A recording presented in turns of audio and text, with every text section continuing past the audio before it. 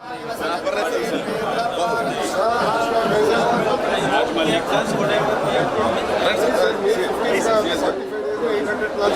करना है sir, just trust us. Anand ji ने कल रात 11:30 को फोन करके May 15 800 plant foundation sir, trust us, we will deliver sir. He is Raj Malik और he is chief business officer. We promise everything sir. और ma'am you have to shift your best to us.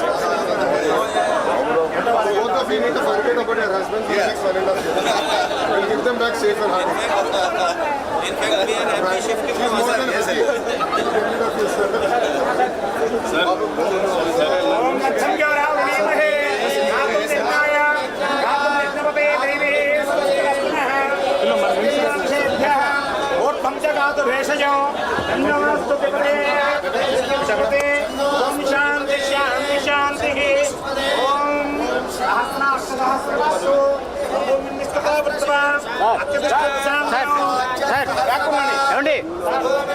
మంత్రి గారు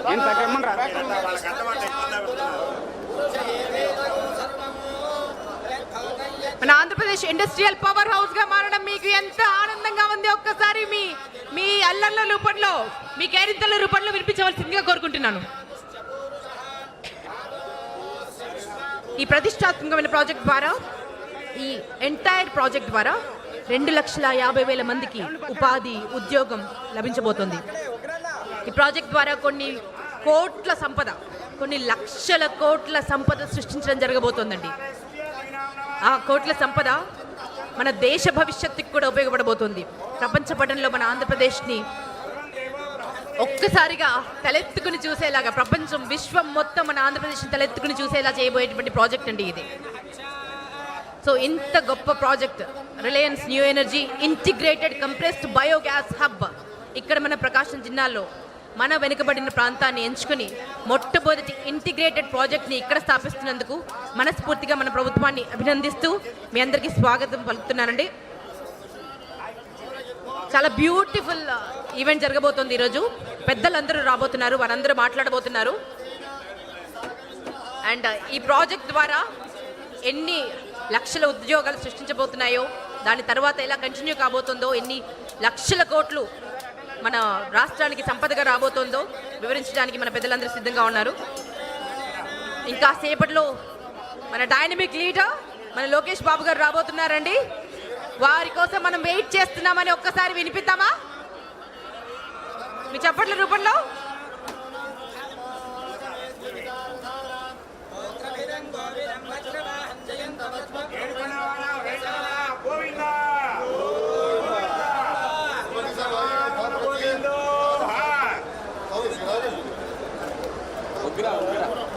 ఈ భూమి పూజ కార్యక్రమంలో దివి నుంచి భూమికి దేవతలు దిగి వచ్చినట్టు మీరంతా ఎక్కడెక్కడి నుంచో ఇన్ని లక్షల మంది, ఇన్ని వేల మంది, ఇన్ని లక్షల మంది మీడియా మాధ్యమాల ద్వారా వీక్షిస్తున్నారు.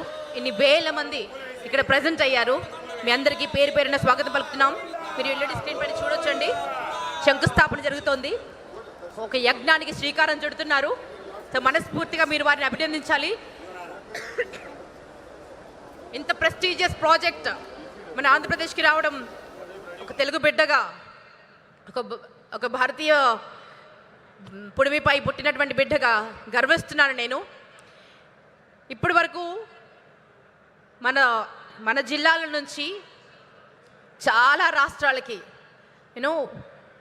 ఉద్యోగ అవకాశాల కోసం యువత పరుగులు పెడుతోందని, ఇప్పటికీ పరుగులు పెడుతోందని, ఆ దారుణమైన పరిస్థితి నుంచి ప్రతి ఒక్కరూ కుటుంబంతో ఉంటూ దర్జాగా జీవితాన్ని జీవించాలని మన సీఎం సార్ ఎప్పుడు చెప్తుంటారండి.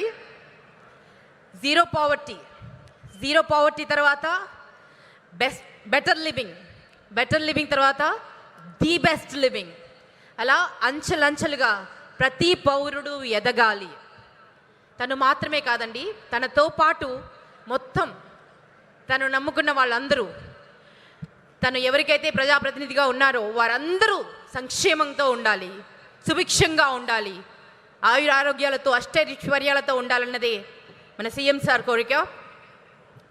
ఒక చిన్న నానుడి ఉందండి, ఒక మహావృక్షం జస్ట్ మహావృక్షంగా ఎందుకు నిలబడుతుందంటే it's not because it was protected by the storms.